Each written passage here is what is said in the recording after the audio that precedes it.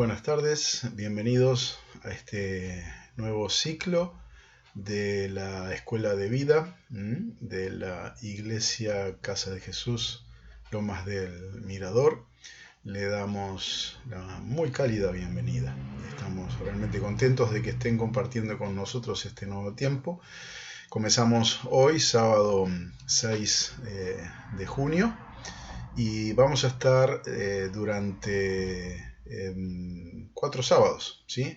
El 13, el 20 y el 27. 6, que es hoy, 13, 20 y 27 de junio, compartiendo un nuevo ciclo entonces de la Escuela de Vida que va a estar relacionado con lo que es el tema de las parábolas, ¿sí?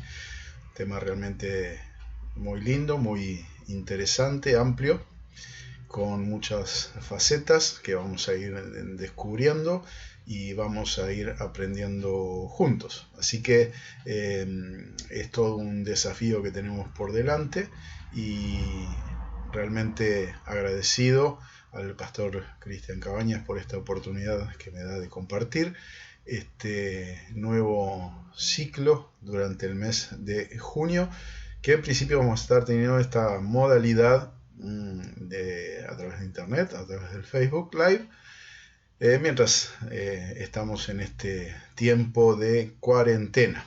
Realmente la Biblia, como sabemos, es un libro que es una colección de libros, en realidad, ¿no es cierto? Nosotros lo conocemos como un libro porque está compilado todo en un solo volumen, pero son 66 libros que abarcan distintos géneros literarios. Tenemos historia, tenemos cartas, tenemos epístolas, tenemos el género apocalíptico, tenemos evangelios, que son género tanto el apocalíptico surge como género propiamente dicho en el periodo intertestamentario, aunque ya hay escritos anteriores pero más fragmentarios.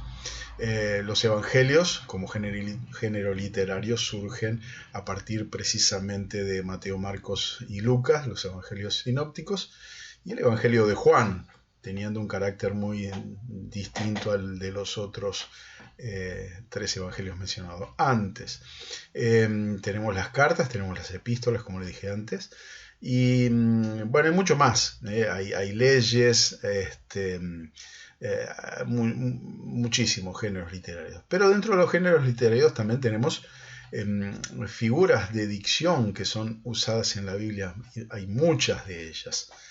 De hecho, según el diccionario de figuras de dicción usadas en la Biblia, yo contabilicé unas casi 200, más o menos unas 190 figuras de dicción que son usadas en la Biblia. Algunas son muy conocidas. Dentro de esas figuras de dicción vamos a encontrar algunas bastante curiosas.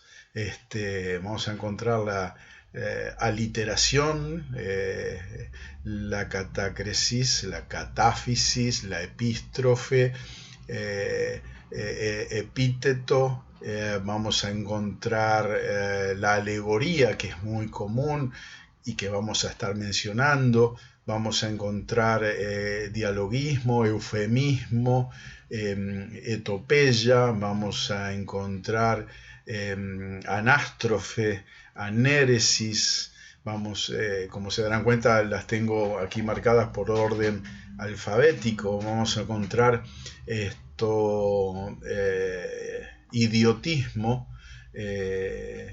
Después, ustedes, si quieren, no vamos a entrar en detalle de cada una de estas, se lo estoy mencionando. Algunas tienen nombres muy curiosos. Esta idiotismo, así como suena, tiene un significado muy interesante. Vamos a encontrar la ironía, vamos a encontrar el asíndeton, vamos a encontrar el oxímoron, la metonimia, sinécdoque.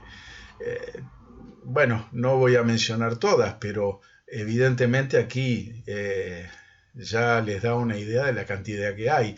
El proverbio, la silepsis, el pleonasmo, perífrasis. Bueno, dentro de ello está también la parábola, que es la que nos compete específicamente. Está el símil también, veo aquí. Digo, hay muchísimas, algunas de ellas vamos a estar mencionando incluso dentro de esta introducción,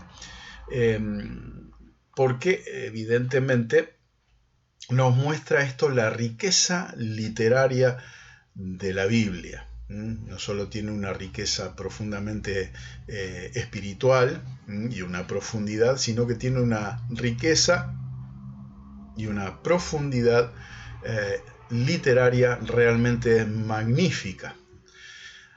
Así que vamos a comenzar de plano con lo que es ahora la parábola en sí. Vamos a estar viendo qué significa y vamos a estar viendo algunos aspectos más relacionados en esta primera clase introductoria. La parábola, de acuerdo al diccionario de teología de Wallace, Harrison, Bromley y Henry, las parábolas de la Biblia, la atención del que oye u observa es llevada hacia algún suceso en la esfera de la vida familiar en este mundo, de modo que al poner atención y al hacer comparaciones y juicio, el que oye se va enfrentando con la realidad y desafío de su propia situación delante de la presencia de Dios y de su reino venidero. Esta es una muy buena definición de lo que significa parábola, porque nos está dando una idea de hacia dónde vamos a estar dirigiéndonos en el contexto de esta introducción. Hay allí una intención de capturar toda la atención del oyente, pero esa atención es llevada, cautiva, por decirlo de alguna manera, a través de una situación que el oyente conoce, que le es muy familiar, que le es muy conocida, y le va a llamar la atención de esa manera porque él está entendiendo precisamente de qué se trata.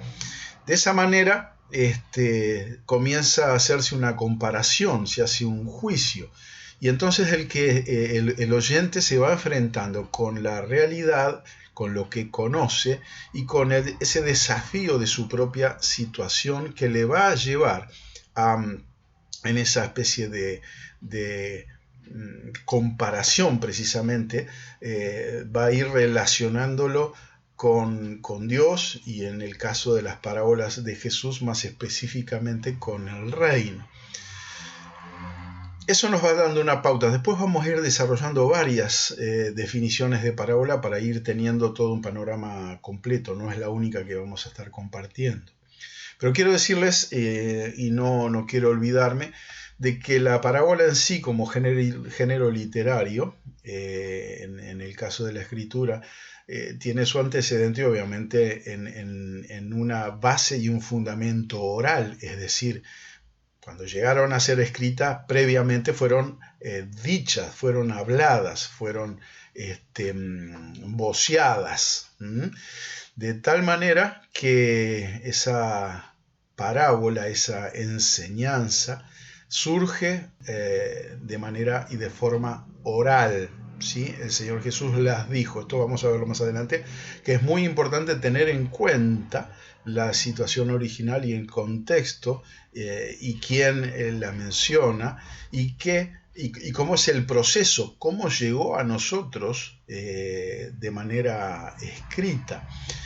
No era un género nuevo, no es introducido por el Señor Jesús, era un género ya muy conocido y muy usado en muchas situaciones y por los maestros, no solo los rabinos, sino muy anteriormente a ello. Ya en el Antiguo Testamento estamos encontrando muchas parábolas, ¿sí? En el Antiguo Testamento esta forma de declaración que en el Nuevo Testamento llamamos parábola, se le llamaba masal.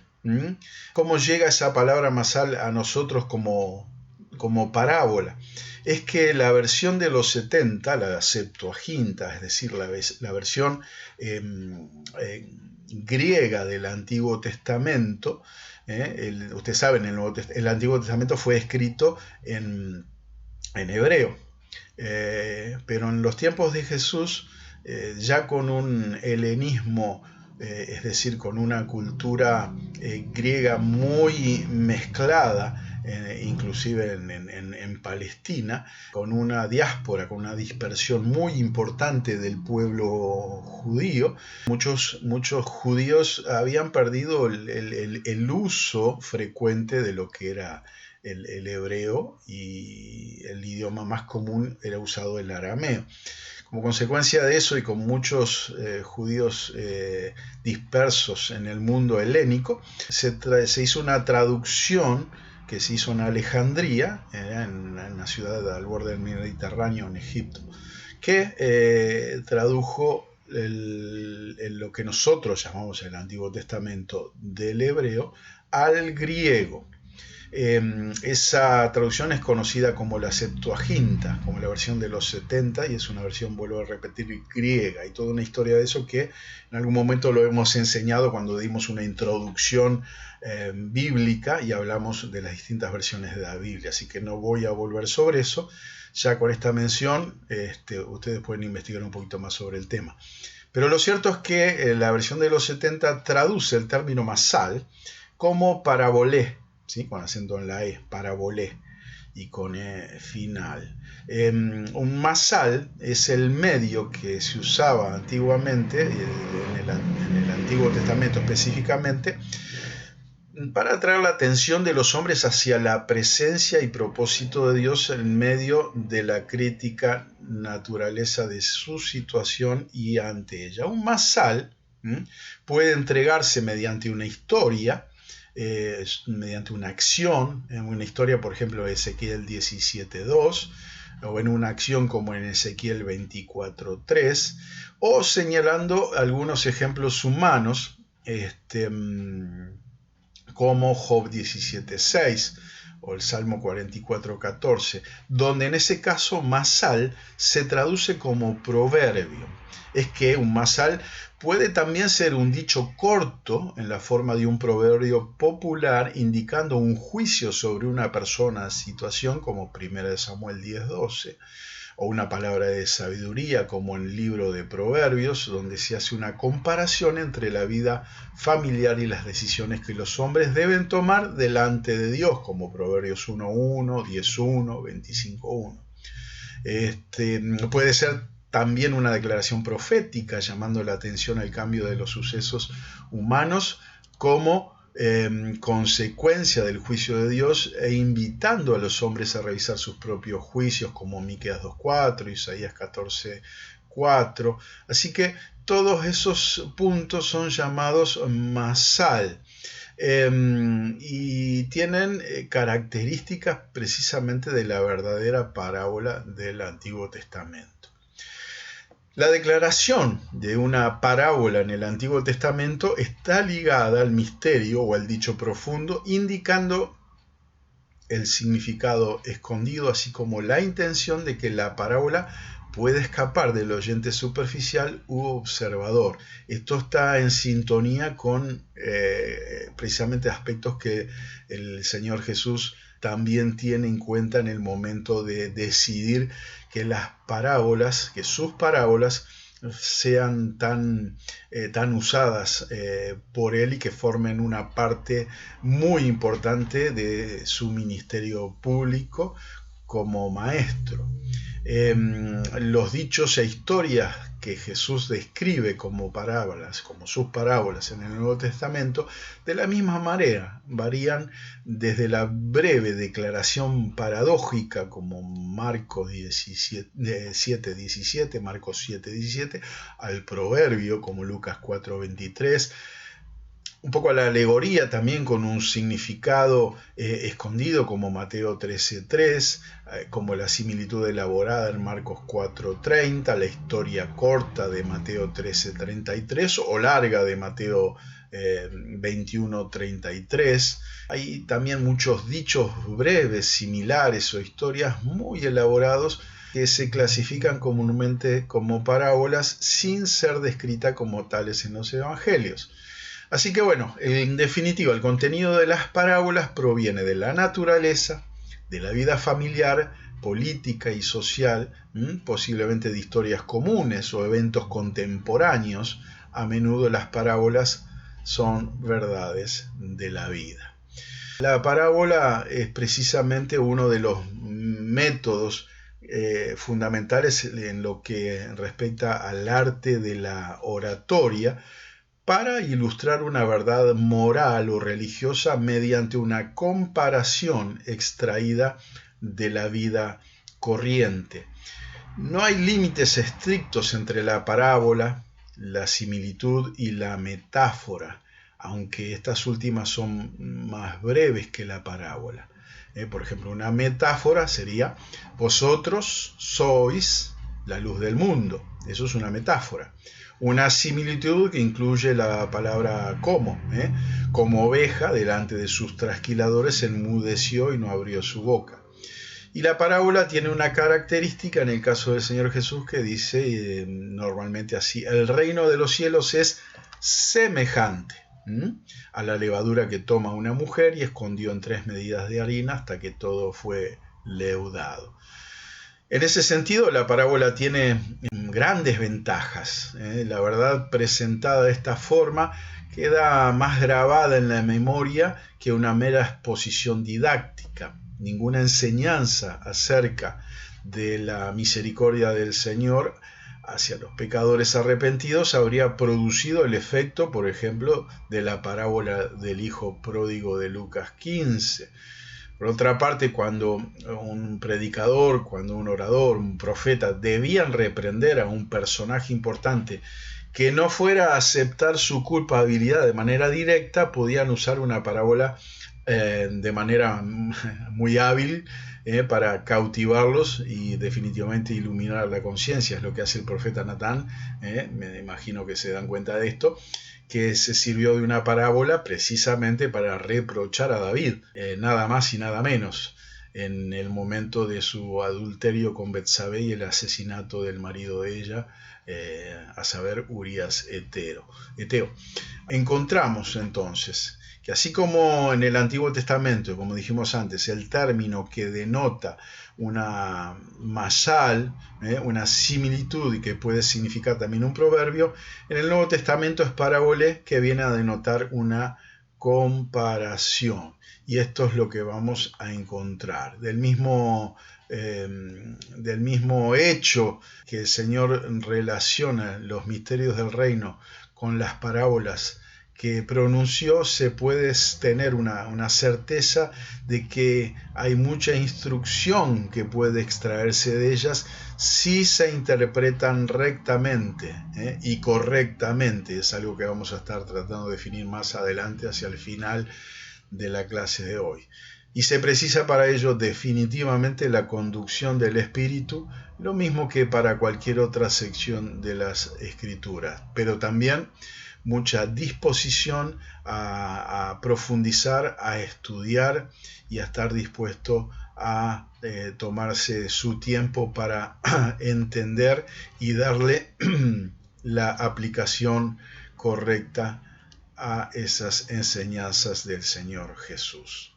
Dentro de lo que son la definición del término parábola, vamos a meternos ahora un poquito en la parte etimológica de la palabra parábola. Es que el vocablo, la parábola, proviene en última instancia, como dijimos antes, del griego parabolé, que significa literalmente poniendo cosas a la par.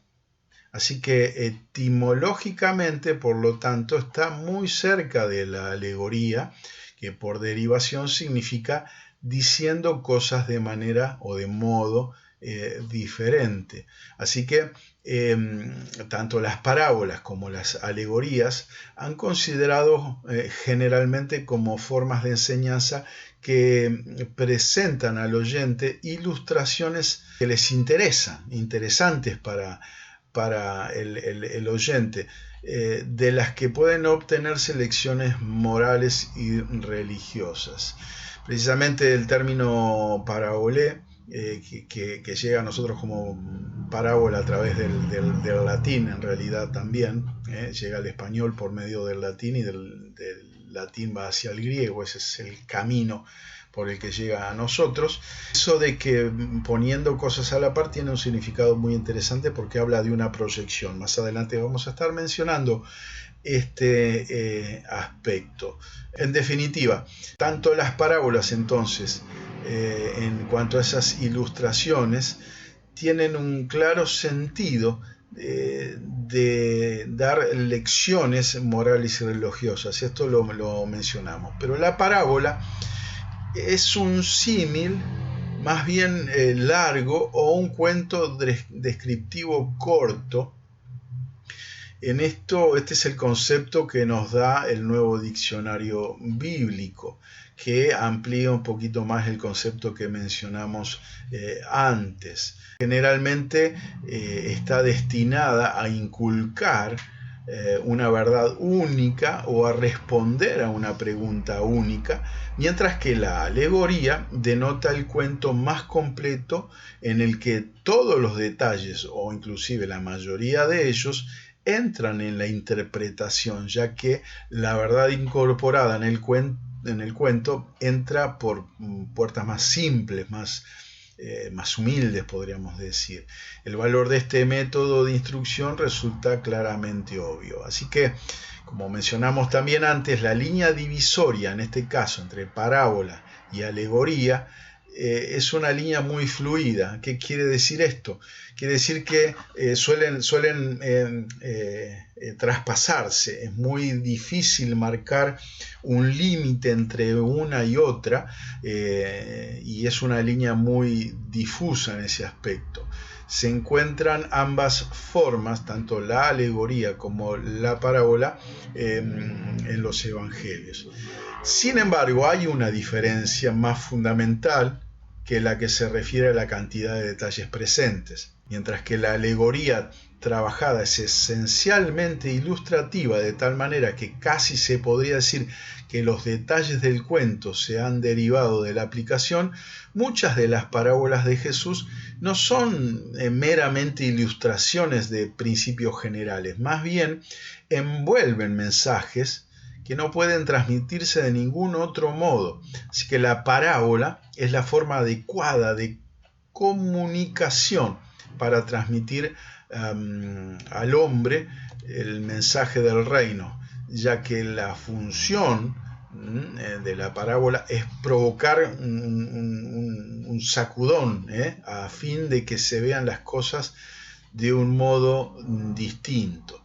Y es una forma de iluminar, de persuadir, que tiene como objeto que el oyente llegue a tomar una decisión. Jesús se ubica a la altura de los oyentes y se vale de imágenes que le son familiares, con el fin, con el objeto de hacerles ver cosas nuevas y no tan familiares. Es decir, a través de cosas cotidianas, enseñarle algo nuevo y profundo en relación con el reino. Precisamente Jesús expresa el mensaje del reino en formas adecuadas de lenguaje que es comprensible a sus contemporáneos. La interpretación de las parábolas, que es uno de los aspectos que nos interesa remarcar. En el Nuevo Testamento, la palabra parábola se emplea con la misma variedad amplia de significados que el hebreo masal, como dijimos antes, para hacer referencia casi a cualquier tipo de relación no literal, es decir, que tiene una segunda lectura. Lo que nosotros normalmente llamaríamos un proverbio puede denominarse parábola, por ejemplo Lucas 4:23. Las versiones en ese punto se hablan de refrán, de dicho o de proverbio. La parábola de Mateo 15:15 casi tiene el carácter de un acertijo, ¿sí? Que es una figura de dicción. La sencilla ilustración de la presencia de hojas en el árbol indica la proximidad del verano, es una parábola. Marcos 13:28. Los muchachos que juegan en la plaza, por otra parte, la reacción de los contemporáneos de Jesús ante Juan el Bautista, son descritas generalmente como parábola, en Lucas 7:31. Así que vamos a encontrar muchos de estos y que vamos a estar definiendo después a lo largo de estos 4 sábados, o más específicamente en los 3 que vienen, que vamos a estar más directamente sobre cada una de ellas, que tienen detalles de acuerdo a este autor, con significación alegórica. Pero en esto vamos a aclarar después que hay que tener mucho cuidado con la alegorización de la parábola, porque puede inducirnos a errores. En todas las épocas, los grandes predicadores, grandes y pequeños, todos en realidad, han procurado, por razones homiléticas, expresar del mensaje de un modo novedoso para sus propios auditores. Esto lo vemos hoy en día. Los predicadores nos desarmamos para tratar de exponer el mensaje del Evangelio de un modo novedoso, como si de ello dependiera el éxito del mensaje.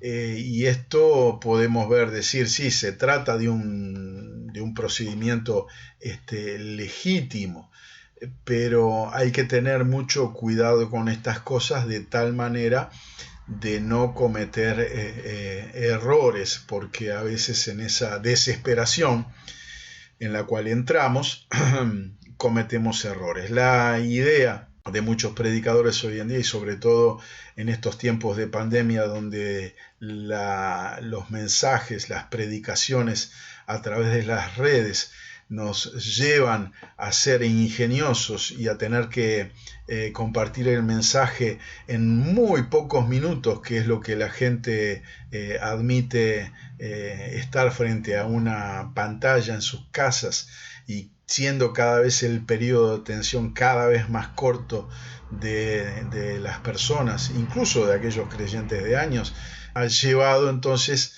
al punto de ser creativos en ese sentido. Pero cuidado con la creatividad, que no nos haga perder de vista la seriedad y la profundidad de la palabra de Dios. Respecto de las parábolas en sí, lamentablemente surgió en algún momento la tendencia de alegorizar detalles pequeños en las parábolas con el fin de enseñar verdades que de ninguna manera resultan obvias en los relatos mismos, que no encajan inclusive en el contexto en el que se encuentran. En el estudio de las parábolas hay que tener como auxilio, como elemento fundamental, el uso de la lingüística, la semántica moderna, que ha demostrado que no son simplemente formas de transmitir información de un modo atractivo. Tienen una variedad de formas y de funciones lógicas. Con mucha frecuencia su objetivo es el sacudir, ya lo mencionamos, el sacudón, sacudir al auditorio a fin de que vea algo desde un punto de vista nuevo, ¿sí? Como también ser el mismo medio por el cual el auditorio logre ubicarse en una situación nueva.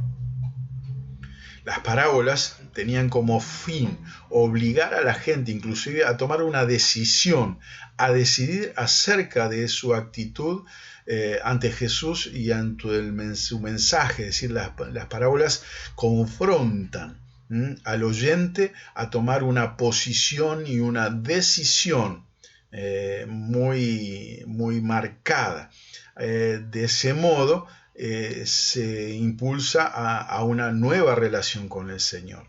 Las parábolas han sido descritas precisamente como acontecimientos lingüísticos, es decir, la parábola es la forma que adopta el reino de Dios en la esfera del lenguaje, es decir, es hacerse inteligible, que se pueda entender.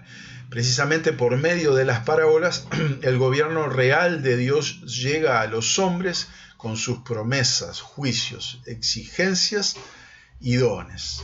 Así que es en torno a estos puntos que debe girar la interpretación de las parábolas. Más adelante vamos a profundizar esto un poquito más. No debemos suponer entonces que hemos de encontrar tampoco todo el contenido del Evangelio en una sola parábola, como suele hacerse muchas veces. Por ejemplo, es erróneo decir que la parábola del hijo pródigo contiene el evangelio dentro de los evangelios, como algunos pretenden ver, y deducir de la misma parábola que la doctrina de la expiación no es vital para el cristianismo, o suponer sobre la base del relato del buen samaritano que el servicio práctico a nuestro prójimo es tanto el todo como el fin último del cristianismo. Hay que tener mucho cuidado con estos aspectos, porque la parábola tiene características, que es lo que vamos a ver, algunas características de las parábolas.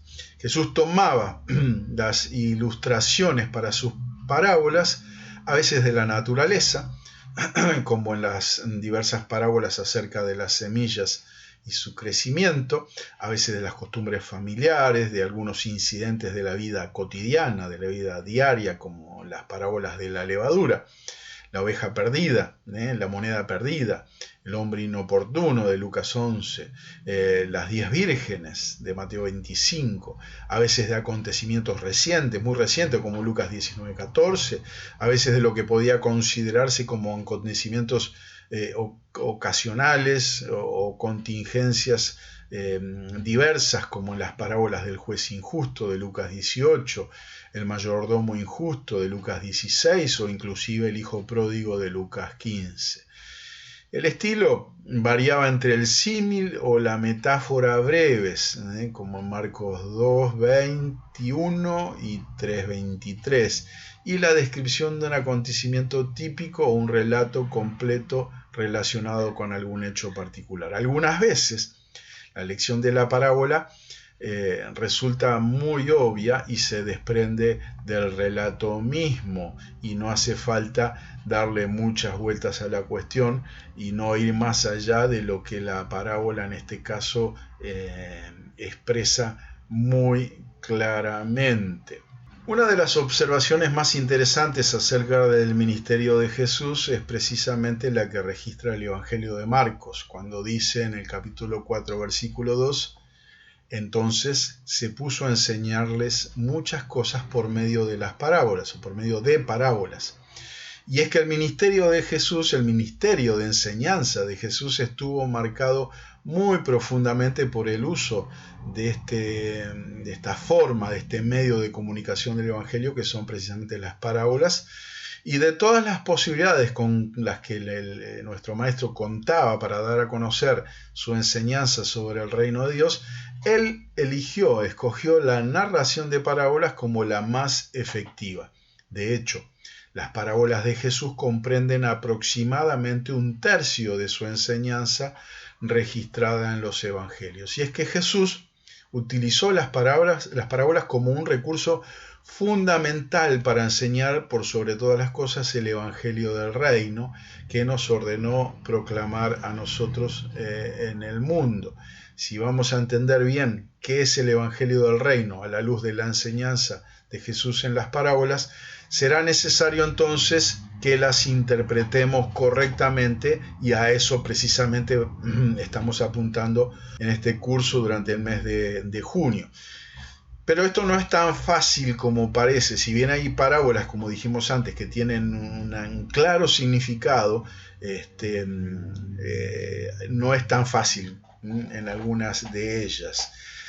Los relatos son tan simples, las imágenes a veces son tan claras, tan vívidas, que nos parece que no puede haber complicaciones en interpretar una parábola, pero esto no siempre es así, porque la cuestión se complica cuando nos proponemos encontrar la enseñanza de Jesús sobre el reino detrás de las parábolas. Es decir, cuando queremos identificar la enseñanza sobre el reino que él tenía en mente cuando contó esos relatos por primera vez, especialmente para llegar a una clara comprensión de qué es el reino de Dios y sus implicancias, según lo que Jesús entendía por los mismos. Y esto hay que tener en cuenta que nosotros recibimos las parábolas en español, que las recibimos de manera escrita, que han pasado a través de muchos filtros, que si bien yo creo que esos filtros han sido guiados y dirigidos por el Espíritu Santo, esas traducciones que inclusive tengamos en cuenta que el Señor Jesús las habló, es decir, fueron oralmente entregadas a través del idioma arameo, que después fueron traspasadas de generación en generación de manera oral hasta un punto en el cual llegan a volcarse a través de los evangelios en el idioma escrito griego, con lo cual evidentemente nos habla eso de que hay todo un entorno que de una u otra manera tiene una significancia en todo ese proceso de transmisión de las parábolas. Yo no tengo la menor duda de que las parábolas que nosotros hemos recibido en español tienen una correlación muy significativa con las propias palabras que el Señor Jesús dio a través de su boca originalmente. Y esas cosas hay que tener en cuenta. Vamos a hablar más adelante al respecto, pero que es muy importante saber todo esto para poder entenderlas de la mejor manera. Después vamos a ver un ejemplo muy claro para entender con lo que respecta a la parábola del sembrador, que lo vamos a dar a modo de introducción, porque después vamos, obviamente, una de las que vamos a ver. Una definición, vamos a ver algunas definiciones más sobre lo que es parábola, porque hay varios enfoques posibles. Hemos dado hasta aquí versiones muy simples, definiciones muy simples, y podemos añadir alguna más que dice que una parábola es un relato terrenal con un significado celestial, una excelente y muy pequeña definición, corta definición. Esta es también la definición más tradicional que se da sobre una parábola y encierra dos dimensiones. Toda parábola encierra dos dimensiones: la trascendente y la inmanente. La trascendente es la que va más allá, es la de la profundidad, y la inmanente es la más cercana de nosotros. Es decir, hay una que trasciende y hay una que es inmanente, que es muy cercana. Hay una correlación en esto también con ese dualismo entre lo divino y lo humano. La dimensión divina, la dimensión humana. Podríamos decir que la dimensión divina va hacia lo trascendente y la humana va hacia lo inmanente, pero la divina también tiene lo trascendente y lo inmanente. Lo mismo que hablar de la dualidad de la eternal y la temporal. También tiene toda una relación entre cada uno de esos aspectos, pero vuelvo a repetir, hay un dualismo que se conjuga e interacciona de manera muy importante. Tiene trascendencia, tiene inmanencia, tiene parte divina, humana, tiene eternidad y tiene temporal. Eso se refleja en una parábola y en una definición simple, pero verdaderamente muy compleja y profunda. Pero vamos a una un poquito quizás más compleja. Una parábola sería o es una comparación extraída de la naturaleza o de la vida diaria, diseñada para iluminar alguna verdad espiritual, sobre la base de lo que es válido en una esfera, es válido también en la otra. Esta definición califica las dimensiones en las que la vida humana se desenvuelve. Una dimensión natural, una dimensión espiritual. Ambas son importantes y están relacionadas. No se las puede separar, si bien la dimensión natural depende de la espiritual, que la trasciende. Una definición instrumental. Una parábola es una forma de enseñanza. Casi toda forma de enseñanza consiste en comparar lo desconocido con lo conocido, lo extraño con lo familiar. En la vida cotidiana solemos explicar todo haciendo comparaciones. Y esto es lo que exactamente hace Jesús al hablar del reino de Dios. El reino de Dios es como. Lo dice muchas veces. Jesús fue un gran maestro y su método de enseñanza todavía tiene una validez extraordinaria. Y vamos a una definición etimológica que me gusta mucho. Esto nos lleva a la lengua griega, donde el vocablo parabolé, acuérdense que lo mencionamos al principio, quiero profundizarlo un poquito más ahora, significa comparación o analogía. El vocablo castellano parábola viene del griego a través del latín parábola. El vocablo griego está compuesto por un prefijo que es para, que significa al lado de, y un verbo, valein, que significa arrojar o colocar. Es decir, su significado es colocar una cosa al lado de otra para hacer una comparación. Y en respecto a esta etimología me gusta mucho ver el prefijo para, precisamente que significa al lado de, pero el verbo nos habla de colocar, pero también el verbo valein, que significa arrojar, tirar lejos. Y es que precisamente la parábola es algo que no solo tiene algo presente y oportuno, sino que proyecta, nos lanza, nos hace avanzar, nos lleva hacia adelante. Una parábola nos toma desde nuestro contexto actual y nos proyecta hacia una dimensión futura, inclusive escatológica, espiritual. Por eso quiero decir que nos proyecta de una manera impresionante. Por eso me gusta este tipo de definición.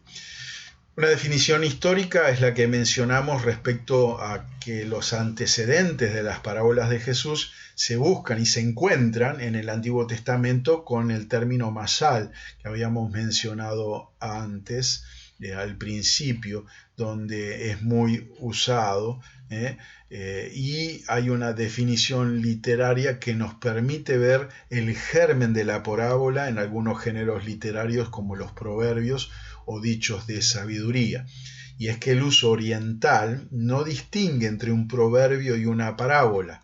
Como habíamos dicho antes, masal, que deriva del verbo ser como, en hebreo, abarca una variedad de cosas. Puede ser un dicho figurativo, como Ezequiel 16:44, cual la madre tal hija. Bueno, de tal palo, tal astilla sería, ¿no? Puede ser también un proverbio propiamente dicho. Puede ser más como una parábola, como la que contó David a Natán, que ya lo mencionamos antes, o una alegoría como la de la viña que presenta Isaías capítulo 5. Ya como fuere, lo mencionamos antes, la Septuaginta, y toma el hebreo masal y lo traduce como parábola, e incluye entonces todos los significados y expresiones apuntados, sean simples dichos o historias elaboradas. Un punto que quiero mencionar es, y que seguramente se han preguntado y quizás lo han visto y han encontrado diferencias si alguna vez lo estudiaron, ¿cuántas son las parábolas? A veces somos muy adictos a todo lo que es tipo estadística. No es fácil de determinar el número exacto de parábolas. Nosotros tomamos en cuenta aquí básicamente y fundamentalmente la que figura en los evangelios sinópticos, porque hay que ver y hay que tener en cuenta cuál es el concepto en el Evangelio de Juan, porque hay algunos que dicen que no contiene parábolas, que son en realidad alegorías, y es bastante conflictiva esta definición, así que todo va a depender en ese conteo, en ese recuento, de la perspectiva que cada autor tenga al respecto. Depende también de cuántos dichos figurativos o sentencias cortas se puedan incluir en la lista. Así que en ese sentido los totales que van a presentar distintos autores van a variar notablemente. Algunos eruditos muy reconocidos, Richard Trench dice que son 30, Alexander Bruce afirma que son 33, más 8 que son parábolas en germen. El Hulicher se inclina por 53, Bertram Smith cuenta 62. Para el doctor Deiros, más criollo nuestro, de acá de Argentina, él piensa que hay alrededor de 60. Pero al igual que su ordenamiento y clasificación, en realidad, incluso lo dice él, no es una cuestión que merezca una discusión a fondo. Hay unas cuantas, ¿sí? Y todo va a depender, como habíamos mencionado antes, este punto de que hay líneas entre los símiles y la similitud, la parábola, inclusive la alegoría, que tienen límites difusos o que fluyen. Entonces, en ese sentido, algunos los pueden tomar como símil o como parábola o como alegoría, y todo va a depender de cómo lo vea cada autor. Vamos a estar mencionando esto de todas maneras y vamos a ver cómo las podemos agrupar para un mejor desarrollo del tema.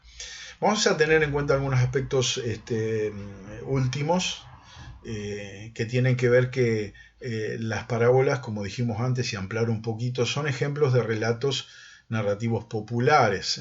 Indudablemente Jesús comprendió bien que las imágenes dejan una impresión muy profunda y perdurable en la mente respecto de lo que son las abstracciones. Hoy en día tenemos muchísima facilidad con los medios gráficos, que en aquel entonces la imaginación debería ser fundamental para poder enseñar de una manera atractiva y poder impresionar a las personas. Así que en aquel entonces, tanto como hoy en día, ¿no? Una buena ilustración vale por 1000 definiciones o ecuaciones, y Jesús dominó el género narrativo y supo utilizarlo de una forma brillante para comunicar el mensaje del Evangelio del reino. Esa narración se viste de relatos populares que logran entrar profundamente en el interior de sus oyentes, no solo tocar sus mentes, sino también afectar sus emociones y definitivamente así mover su voluntad. El nivel del carácter popular de sus relatos se ve en el hecho de que detrás del texto griego, en el que hoy tenemos registradas las parábolas, pueden obtenerse chispazos de la lengua materna original de Jesús, que era el arameo, lo mencionamos antes. Es decir, Jesús contó estas historias no solo utilizando material de la vida cotidiana de Palestina, sino que también lo hizo en la lengua común que hablaban sus paisanos. Las imágenes que utilizó Jesús eran como fotografías de lo que ocurría a su alrededor, y que él las graficaba muy bien. A nosotros hoy algunas de esas imágenes nos resultan desconocidas, extrañas, en algunos casos sumamente exóticas, pero para quienes escucharon a Jesús por primera vez, los cuadros que él pintaba con su voz y con sus palabras eran la cosa más común que uno pudiera imaginarse, y esas imágenes se ven reflejadas en las parábolas que fueron tomadas entonces de la vida diaria de Palestina. Uno de los ejemplos clásicos a nosotros nos llama la atención, no sé si a usted le llamó la atención, de la parábola del sembrador de Marcos 4, 3 al 8, que haga su siembra de una manera tan torpe, desperdiciando tanta semilla por no fijarse bien o poner cuidado donde cae. Esta es una impresión que nos da por lo que de lo poco que sabemos nosotros del procedimiento adecuado de la siembra. Sí sabemos que una de las primeras cosas que hay que hacer es, hay que romper la tierra, roturar la tierra, sacar las piedras, arrancar las malezas, es decir, esponjar bien el suelo, ararlo. Hay que hacer todo ese proceso de preparación de la tierra, que hoy en día, no siendo uno agricultor, más o menos tiene una idea y sabe de qué se trata porque lo ha visto. Sin embargo, lo que hoy es el procedimiento moderno no era el procedimiento de siembra en los días y en los tiempos del Señor Jesús. El procedimiento era exactamente como Jesús lo describe. Se sembraba primero y se araba después. De modo que en la parábola del sembrador refleja un cuadro exacto de lo que ocurría en aquel entonces y de lo que conocían bien todos los primeros oyentes de Jesús. Esto nos da una clara idea de la importancia de entender el contexto, la situación original, para poder entonces entender los aspectos más profundos de la parábola. Por eso vamos a estar estudiándolas. Hay reglas de narración. La experiencia enseña que los relatos son más efectivos si siguen determinadas reglas en su narrativa. La regla de la repetición en la construcción de relatos es muy común. Otra regla es la que podemos denominar como una regla de contraste entre virtud y vicio, riqueza, pobreza, sabiduría, necedad. Otra regla es la regla de tres, no es la regla de tres matemática, ¿no? Según la cual el relato tiene tres personajes o elementos. Una cuarta regla es la del final enfatizado, según la cual el último elemento o personaje de una serie es el que recibe el énfasis. Así que los narradores más populares y atractivos a lo largo de los siglos han utilizado estas reglas para componer sus relatos. Y el Señor Jesús usó todos estos recursos. La parábola del rico y Lázaro, la de las 10 jóvenes insensatas y prudentes, son la regla del contraste, los 3 viajeros de la parábola del buen samaritano, los 3 invitados en la parábola del gran banquete, muestran el uso de la regla de 3. Se puede ver la regla de la repetición en la parábola del talento, de las monedas de oro, o en el de los 2 constructores, el prudente y el insensato. Un ejemplo de la regla del final enfatizado es la parábola de los labradores malvados de Marcos 12, que alcanza su clímax cuando el dueño del viñedo decide mandar a su propio hijo a tratar con los labradores. Así que el conocimiento de estas reglas ayuda a la interpretación más adecuada de las parábolas. Aunque hay parábolas que admiten más de una regla para su construcción. No cabe duda que la parábola de las monedas de oro, además de la regla de la repetición, se puede ver que el énfasis cae sobre el final, tiene el remate, como decimos hoy en día. Es decir, cuando aparece en escena el tercer siervo a quien el Señor le entregó 1000 monedas y las escondió, evidentemente los otros 2 personajes exitosos y responsables aparecen en el relato solamente para destacar el carácter malo y perezoso del tercer siervo. Así que esos son detalles que hay que tener en cuenta y que vamos a tener en cuenta llegado el momento oportuno. ¿Por qué Jesús usó parábolas? Y hay varias razones para entender el uso que hizo Jesús de las parábolas, que es para comunicar su enseñanza sobre el reino de Dios. Y sin duda detrás del uso en Jesús hubo una intencionalidad muy particular. Jesús escogió a propósito enseñar su evangelio utilizando parábolas. ¿Por qué lo hizo? ¿Con qué fin lo hizo? Lo hizo con un fin natural. La razón más obvia por la que Jesús usó parábolas para comunicar su enseñanza acerca del reino de Dios es que era un narrador excepcional, y es evidente que al Señor le encantaba contar historias. Estaba preparado con una impresionante capacidad para crear imágenes verbales ricas en contenido, atractivas en su forma. Debemos recordar que era muy popular este método en los días de Jesús. Y como dijimos también, había una larga tradición de proverbios y dichos y relatos parabólicos en el Antiguo Testamento que no eran ajenos entonces a su auditorio. Pero el método también era común en la enseñanza religiosa de aquellos tiempos, y la literatura rabínica está llena de ejemplos en este sentido. Los maestros judíos se inclinaban más a volcar la verdad usando imágenes y parábolas que a través de argumentos especulativos, razones prácticas. Ahora, hay 2 razones también que distinguen la enseñanza parabólica de Jesús de la de los rabinos. Esto hay que tenerlo muy en cuenta y es muy claro. Por un lado, las parábolas de Jesús se destacan por la frescura, simplicidad, por creatividad, en tanto que las de los rabinos eran un poco más pesadas y hasta un poquito pedantes, ¿no?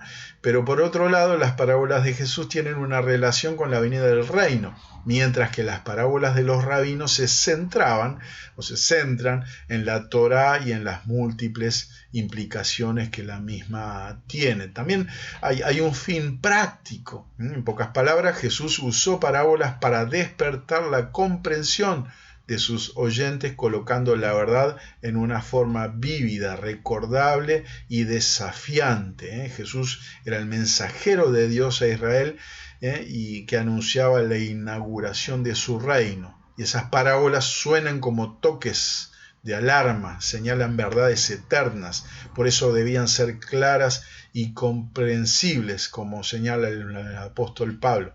Si la trompeta no da un toque claro, ¿quién se va a preparar para la batalla? 1 Corintios 14:8. Cuando Jesús contó estas historias por primera vez, no fueron como adivinanzas oscuras o acertijos herméticos destinados a confundir a las multitudes. Jesús no quiso explicar el reino de Dios en términos teológicos de especialistas ni de doctos, sino de manera que hasta los niños las pudiesen entender, y esa sencillez estaba y se veía allí la pericia y la sabiduría. Jesús quería ser bien claro en su enseñanza, de modo que sus oyentes entendieran todo lo que les decía. Con sus parábolas Jesús probó que es posible enseñar las verdades más profundas de la manera más llana y simple. Esa fue la metodología que él escogió para dar a conocer el misterio del reino de Dios. Según Mateo, Jesús usó parábolas no para velar o encubrir la verdad de las personas, sino para develarla, para revelarla. En realidad, el Señor escogió utilizar este método en razón de que la verdad del reino es tan profunda que solo puede ser comunicada a las mentes simples a través de un lenguaje figurativo. También tienen un fin didáctico. Las parábolas no siempre son tan claras, no deben ser reducidas al nivel de meras ilustraciones, no vamos a irnos al otro extremo, de verdades teológicas muy profundas. Están pensadas para hacer pensar a la gente y apelan a la inteligencia a través de la imaginación. Desde su sencillez narrativa, las parábolas encierran verdades profundas que estimulan la reflexión sobre las cuestiones más trascendentes de la vida. En ese sentido, son una expresión insuperable de un discurso inteligente en el que, con gran economía de palabras, se alcanza una elocuencia asombrosa. El hecho de que tantas personas, incluso no creyentes, recuerden estas historias y repitan su vocabulario es demostración del éxito logrado por su perfil didáctico. Para ir terminando, definitivamente, las parábolas fueron la estrategia didáctica que Jesús empleó para la comunicación del Evangelio del Reino, como un recurso didáctico. Las parábolas han sido difíciles de superar en términos de su efectividad y claridad comunicativa. La síntesis del ministerio docente de Jesús está bien expresada en el comentario con que Marcos acompaña su registro de la enseñanza de Jesús. Y con muchas parábolas semejantes les enseñaba Jesús la palabra hasta donde podían entender. No les decía nada sin emplear parábolas. Marcos 4:33 y 34. Hasta aquí entonces tenemos esta primera sección. Los esperamos el próximo sábado a partir de las 7 de la tarde por este mismo medio, agradeciéndole desde ya vuestra paciencia, vuestra conexión, pero yo estoy seguro que si usted está aquí es porque la palabra del Señor la apasiona, y para aquellos que amamos la palabra de Dios, el tiempo se nos pasa volando, así que esta hora y moneditas que hemos estado compartiendo, realmente la he disfrutado mucho. Espero que ustedes también, porque yo sé que ustedes aman la palabra del Señor, por eso están aquí. Así que Dios les bendiga mucho. Les espero el sábado que viene. Pero antes de eso, les espero no solo para todas las reuniones en la semana que tiene Casa de Jesús Lomas del Mirador, sino especialmente mañana domingo a las 10 y a las 18 horas para los servicios dominicales online por Facebook Live. Dios les bendiga. Nos vemos. Solo tú ves mi corazón, la desesperación. Solo tú oyes mi voz, contestas con compasión. Todo mi ser dejo a tus pies. Dame fe para confiar en ti, que eres Dios y tu amor es grande. Mi vida te doy, sin ti nada soy.